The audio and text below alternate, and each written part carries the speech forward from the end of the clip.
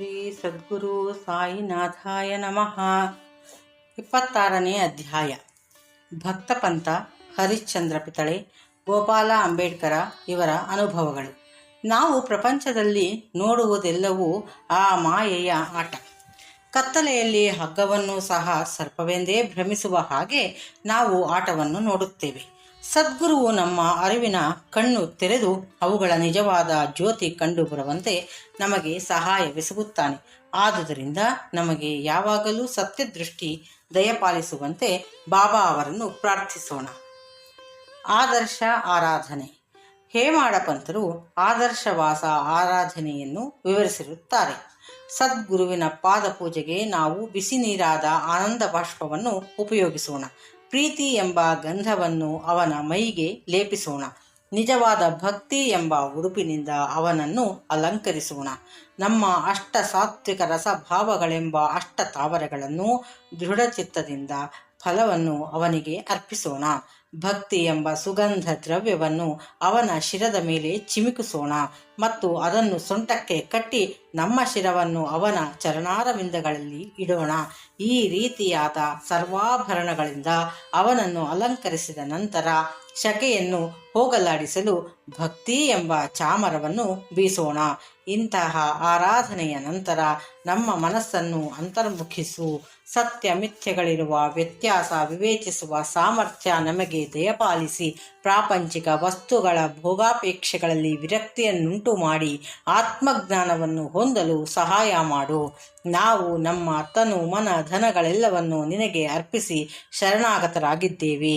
ನಮಗೆ ಸುಖ ದುಃಖಗಳ ಅನುಭವ ದೊರೆಯುವಂಥ ನೇತ್ರಗಳನ್ನು ದಯಪಾಲಿಸು ಮತ್ತು ನಮ್ಮ ನೇತ್ರಗಳನ್ನು ನಿನ್ನ ನೇತ್ರಗಳಂತೆಯೇ ಮಾರ್ಪಡಿಸು. ನಿನ್ನ ಮನಸ್ಸಿಗೆ ಬಂದಂತೆ ನಮ್ಮ ದೇಹ ಮತ್ತು ಮನಸ್ಸನ್ನು ಹತೋಟಿಯಲ್ಲಿಡು. ನಮ್ಮ ಮನಸ್ಸು ನಿನ್ನ ಪಾದಗಳಲ್ಲಿ ಶಾಂತಿಯಿಂದಿರಲಿ ಎಂದು ನಾವೆಲ್ಲರೂ ಪ್ರಾರ್ಥಿಸೋಣ. ಭಕ್ತ ಪಂಥ. ಬೇರೊಬ್ಬ ಗುರುವಿನ ಶಿಷ್ಯರಾದ ಪಂಥ ಎಂಬುವರು ಒಮ್ಮೆ ಶಿರಡಿಗೆ ಬರುವ ಸಂದರ್ಭ ಬಂದಿತು. ಅವರಿಗೆ ಶಿರಡಿಗೆ ಬರುವ ಮನಸ್ಸು ಇದ್ದಿರಲಿಲ್ಲ. ಆದರೆ ಮಾನವನು ಎಣಿಸುವುದೊಂದು, ದೈವ ಬಗೆಯುವುದು ಇನ್ನೊಂದು. ಅವರು BBCI ರೈಲಿನಲ್ಲಿ ಪ್ರಯಾಣ ಮಾಡುತ್ತಿದ್ದಾಗ ಶಿರಡಿ ಯಾತ್ರಿಕರ ಪರಿಚಯವಾಯಿತು. ಅವರೆಲ್ಲರೂ ಇವರನ್ನು ಶಿರಡಿಗೆ ಬರಬೇಕೆಂದು ಬಲವಂತ ಮಾಡಿದರು. ಉಪಾಯವಿಲ್ಲದೆ ಒಪ್ಪಿಕೊಳ್ಳಬೇಕಾಯಿತು. ಅವರೆಲ್ಲರೂ ಮುಂಬಯಿಯಲ್ಲಿ ಇಳಿದರು. ಆದರೆ ಪಂತರು ವಿರಾರಿನಲ್ಲಿ ಇಳಿದು ತಮ್ಮ ಗುರುವಿನ ಅಪ್ಪಣೆ ಪಡೆದು ಪುನಃ ಯಾತ್ರಿಕರ ಗುಂಪನ್ನು ಸೇರಿ ಶಿರಡಿಗೆ ಬಂದರು.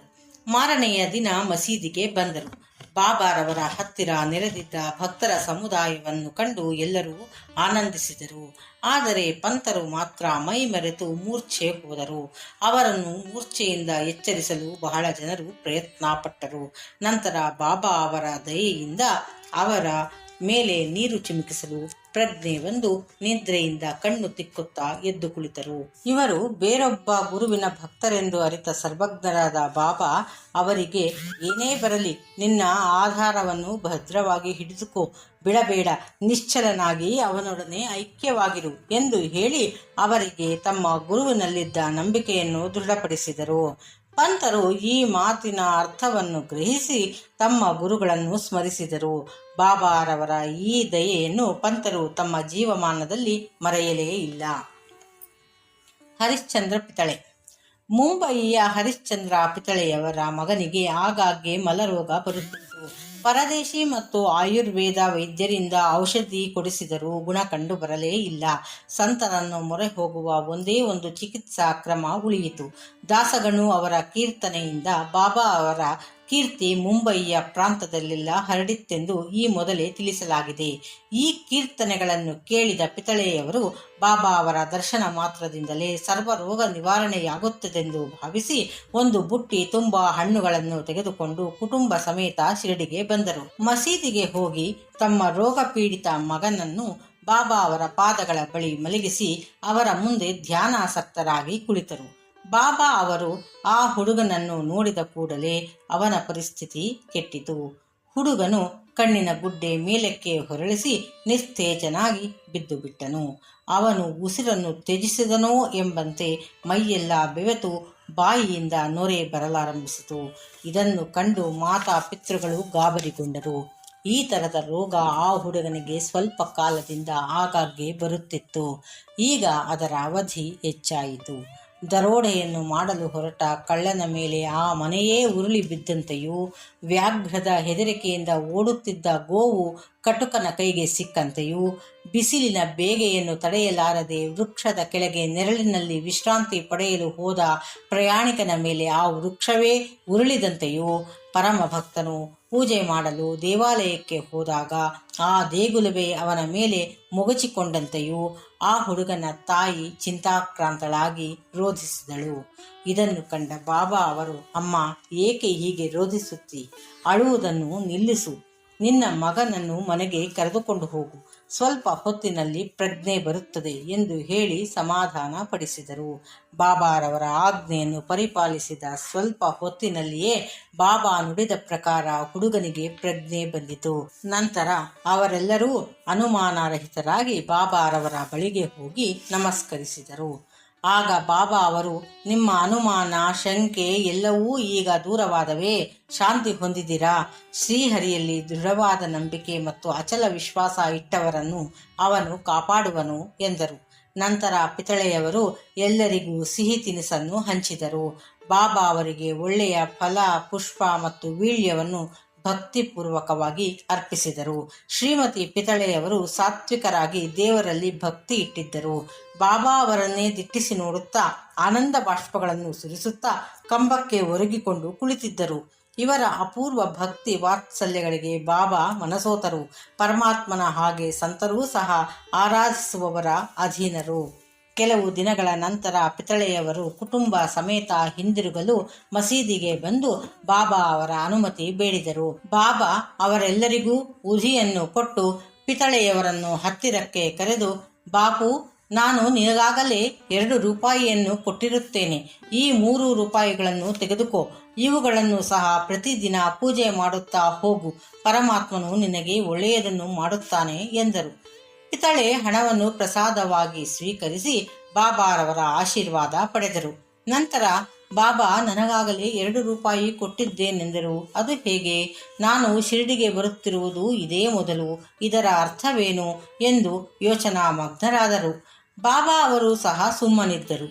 ಪಿತಳೆಯವರು ಮುಂಬಯಿಗೆ ಬಂದು ಶಿರಡಿಯಲ್ಲಿ ನಡೆದದ್ದು ಎಲ್ಲವನ್ನು ತಮ್ಮ ತಾಯಿಗೆ ತಿಳಿಸಿದರು. ಬಾಬಾರವರು ಆಗಲೇ 2 ರೂಪಾಯಿ ತಮಗೆ ಕೊಟ್ಟಿದ್ದೇನೆಂದು ಹೇಳಿದ್ದನ್ನು ಸಹ ತಾಯಿಗೆ ತಿಳಿಸಿದರು. ಅವರ ತಾಯಿಗೂ ಸಹ ಮೊದಲು ಅರ್ಥವಾಗಲಿಲ್ಲ.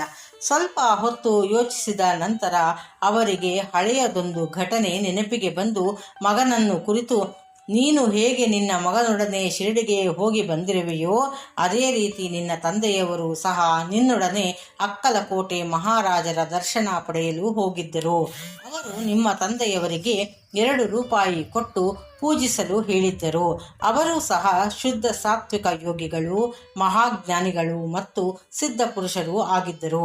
ನಿಮ್ಮ ತಂದೆಯವರು ಅವರ ಕೊನೆಯ ದಿನಗಳವರೆಗೆ ಅವುಗಳನ್ನು ಪೂಜಿಸುತ್ತಲೇ ಇದ್ದರು. ನಂತರ ಪೂಜೆಯು ನಿಂತಿತು. ಕೆಲವು ಕಾಲದ ಮೇಲೆ ನಮಗೆ ಆ ರೂಪಾಯಿಗಳ ನೆನಪೇ ಬರಲಿಲ್ಲ. ಅಕ್ಕಲಕೋಟೆ ಮಹಾರಾಜರೇ ಬಾಬಾರವರ ರೂಪದಲ್ಲಿ ಅವತರಿಸಿ ನಿನ್ನ ಕರ್ತವ್ಯವನ್ನು ನಿನಗೆ ಜ್ಞಾಪಿಸಿರುತ್ತಾರೆ. ನೀನೇ ಅದೃಷ್ಟಶಾಲಿ. ಆದುದರಿಂದ ಇನ್ನು ಮುಂದೆ ನಿನ್ನ ಅನುಮಾನಗಳೆಲ್ಲವನ್ನೂ ತ್ಯಜಿಸು. ಒಳ್ಳೆಯ ನಡತೆಯುಳ್ಳವನಾಗು. ಕುಲದೇವರನ್ನು ಮತ್ತು ರೂಪಾಯಿಗಳನ್ನು ಪೂಜಿಸುತ್ತಾ ನಡೆ. ಸಂತರ ಆಶೀರ್ವಾದವೇ ಶ್ರೇಷ್ಠವೆಂದು ಬಗೆದು ಸರಿಯಾದ ಜ್ಞಾನ ಮಾರ್ಗವನ್ನು ಅವಲಂಬಿಸು. ದಯಾಮಯರಾದ ಶ್ರೀ ಸಾಯಿ ಸಮರ್ಥರು ನಿನ್ನಲ್ಲಿ ಭಕ್ತಿಯನ್ನು ಪುನರುತ್ಥಾನ ಮಾಡಿರುತ್ತಾರೆ ಎಂದರು. ಮಾತೆಯ ನುಡಿಗಳನ್ನು ಕೇಳಿ ಪಿತಳೆಯವರು ಹರ್ಷಭರಿತರಾದರು. ಅಂಬೇಡ್ಕರ ಗೋಪಾಲರಾವ ಅಂಬೇಡ್ಕರ ಎಂಬುವರು ಬಾಬಾರವರ ಭಕ್ತರಾಗಿದ್ದರು. ಅವರು ಠಾಣಾ ಜಿಲ್ಲೆಯಲ್ಲಿ ಅಬಕಾರಿ ಇಲಾಖೆಯಲ್ಲಿ 10 ವರ್ಷ ಕೆಲಸ ಮಾಡಿ ನಂತರ ಜವಾರ್ನಲ್ಲಿ ನೌಕರಿಯಿಂದ ನಿವೃತ್ತರಾದರು. ಬೇರೆ ಕೆಲಸ ಹುಡುಕಿ ವಿಫಲರಾಗಿದ್ದರು. ಅನೇಕ ತೊಂದರೆಗಳು ಮೇಲಿಂದ ಮೇಲೆ ಉಂಟಾಗಿದ್ದುದರಿಂದ ಅವರು ಬಹಳ ದುಃಖದಿಂದಿದ್ದರು. ಇದೇ ರೀತಿಯಲ್ಲಿ ಶಿರಡಿಗೆ ಪ್ರತಿ ವರ್ಷವೂ ಬಂದು ಬಾಬಾ ಅವರಲ್ಲಿ ಮೊರೆ ಇಡುತ್ತಾ 7 ವರ್ಷಗಳನ್ನು ಕಳೆದರು. 1916ರಲ್ಲಿ ಪರಿಸ್ಥಿತಿ ತೀರಾ ಹದಗೆಟ್ಟಿದ್ದರಿಂದ ಅವರು ತಾಳ್ಮೆ ಮೀರಿ ಆತ್ಮಹತ್ಯೆ ಮಾಡಿಕೊಳ್ಳಲು ನಿರ್ಧರಿಸಿದರು. ಆದುದರಿಂದ ತಮ್ಮ ಪತ್ನಿಯೊಡನೆ ಶಿರಡಿಗೆ ಬಂದು ಅಲ್ಲಿ 2 ದಿನಗಳನ್ನು ಕಳೆದರು. ಒಂದು ದಿನ ದೀಕ್ಷಿವಾಡಾದ ಎದುರಿನಲ್ಲಿದ್ದ ಎತ್ತಿನ ಬಂಡಿಯ ಮೇಲೆ ಕುಳಿತು ಬಾವಿಯಲ್ಲಿ ಬಿದ್ದು ಹಸುವನ್ನು ನೀಗಬೇಕೆಂದು ನಿರ್ಧರಿಸಿದರು. ಅವರು ಮಾಡಲೆತ್ತಿಸಿದುದು ಒಂದು, ಆದರೆ ಬಾಬಾರವರ ಇಚ್ಛೆ ಇನ್ನೊಂದು. ಅಲ್ಲಿಂದ ಸ್ವಲ್ಪವೇ ದೂರದಲ್ಲಿ ಇದ್ದ ಖಾನಾವಳಿ ಮಾಲೀಕರು, ಬಾಬಾರವರ ಭಕ್ತರೂ ಆದ ಸಗುಣ ಮೇರು ನಾಯಿಕ ಹೊರಗೆ ಬಂದು ಏಕಾಂಗಿಯಾಗಿ ಕುಳಿತಿದ್ದ ಅಂಬೇಡ್ಕರರನ್ನು ನೋಡಿ, ನೀವು ಅಕ್ಕಲಕೋಟೆ ಮಹಾರಾಜರ ಚರಿತ್ರೆಯನ್ನು ಓದಿದ್ದೀರಾ ಎಂದು ಕೇಳಲು ತಕ್ಷಣವೇ ಅವರಿಂದ ಆ ಪುಸ್ತಕವನ್ನು ಪಡೆದು ಓದಲು ಉಪಕ್ರಮಿಸಿದರು. ಹೀಗೆ ಆ ಪುಸ್ತಕ ಓದುತ್ತಿರುವಾಗ ದೇವಾನುಗ್ರಹವೋ ಎಂಬಂತೆ ಈ ಕೆಳಗಿನ ಉಪಕಥೆಯು ಅವರಿಗೆ ಕಂಡಿತು. ಅಕ್ಕಲಕೋಟೆ ಮಹಾರಾಜರ ಭಕ್ತರಾದ ಒಬ್ಬರು ಗುಣವಾಗದೇ ಇದ್ದ ರೋಗ ರುಜಿನಿಗಳಿಂದ ಬೇಸರಗೊಂಡು ಒಂದು ದಿನ ರಾತ್ರಿ ಆತ್ಮಹತ್ಯೆ ಮಾಡಿಕೊಳ್ಳಲು ನಿರ್ಧರಿಸಿದರು. ಆದುದರಿಂದ ಅವರು ಬಾವಿಯ ಹತ್ತಿರ ಬಂದರು. ಆಗ ಅಕ್ಕಲಕೋಟೆ ಮಹಾರಾಜರು ಅವರ ಸಮೀಪಕ್ಕೆ ಬಂದು, ಒಳ್ಳೆಯದೇ ಆಗಲಿ ಕೆಟ್ಟದೇ ಆಗಲಿ ನಿನ್ನ ಕರ್ಮದ ಫಲವನ್ನು ಅನುಭವಿಸಲೇಬೇಕು. ಅದನ್ನು ಅನುಭವಿಸಿ ಮುಗಿಸದೇ ಇದ್ದರೆ ಆತ್ಮಹತ್ಯೆಯಿಂದ ಏನೂ ಪ್ರಯೋಜನವಿಲ್ಲ. ಅದಕ್ಕೋಸ್ಕರ ಇನ್ನೊಂದು ಜನ್ಮ ತಾಳಿ ಅದನ್ನು ಮುಗಿಸಬೇಕಾದದ್ದು ಅನಿವಾರ್ಯ. ಆತ್ಮಹತ್ಯೆ ಮಾಡಿಕೊಳ್ಳುವ ಬದಲು ಈ ಜನ್ಮದಲ್ಲಿಯೇ ಸ್ವಲ್ಪ ಕಾಲ ಪೂರ್ವ ಜನ್ಮದ ಕರ್ಮ ಫಲ ಅನುಭವಿಸಿ ವಿಮುಕ್ತನಾಗಬೇಕು ಎಂದು ಉಪದೇಶ ನುಡಿದರು. ಈ ಸಮಯೋಚಿತ ಕಥೆಯನ್ನು ಓದಿ ಅಂಬೇಡ್ಕರರಿಗೆ ಆನಂದವಾಯಿತು, ಮನಸ್ಸು ಬದಲಾಯಿತು. ಬಾಬಾ ಅವರ ಈ ಸೂಚನೆ ಅವರಿಗೆ ದೊರೆಯದೆ ಹೋಗಿದ್ದರೆ ಅವರು ಈ ಪ್ರಪಂಚದಿಂದ ದೂರವಾಗಿರುತ್ತಿದ್ದರೋ ಏನೋ. ಬಾಬಾ ಅವರ ಅಂತರ್ಯಾಮಿತ್ವ, ದಯೆ ಇವುಗಳಿಂದ ಅವರಿಗೆ ಬಾಬಾ ಅವರಲ್ಲಿ ಭಕ್ತಿ ದೃಢವಾಯಿತು. ನಂತರ ಅವರು ಬಾಬಾ ಅವರ ಪರಮ ಭಕ್ತರಾದರು. ಅವರ ತಂದೆಯು ಅಕ್ಕಲಕೋಟೆ ಮಹಾರಾಜರ ಭಕ್ತರಾಗಿದ್ದುದರಿಂದ ಅವರೂ ಸಹ ತಮ್ಮ ಪೂರ್ವಜರ ಮೇಲ್ಪಂಕ್ತಿಯನ್ನು ಅನುಸರಿಸಬೇಕೆಂಬುದೇ ಬಾಬಾ ಅವರ ಆಶಯವಾಗಿದ್ದಿತು. ಅನಂತರ ಜ್ಯೋತಿಷ್ಯವನ್ನು ಅಭ್ಯಾಸ ಮಾಡಿ ಅದರಲ್ಲಿ ಪಾಂಡಿತ್ಯ ಗಳಿಸಿ ಹಣವನ್ನು ಸಂಪಾದಿಸಿ ತಮ್ಮ ಜೀವಿತದ ಕೊನೆಯ ದಿನಗಳನ್ನು ಆನಂದದಿಂದ ಕಳೆದರು. ಶ್ರೀ ಸಾಯಿ ಪ್ರಣಾಮ್. ಓಂ ಸಾಯಿರಾಮ್.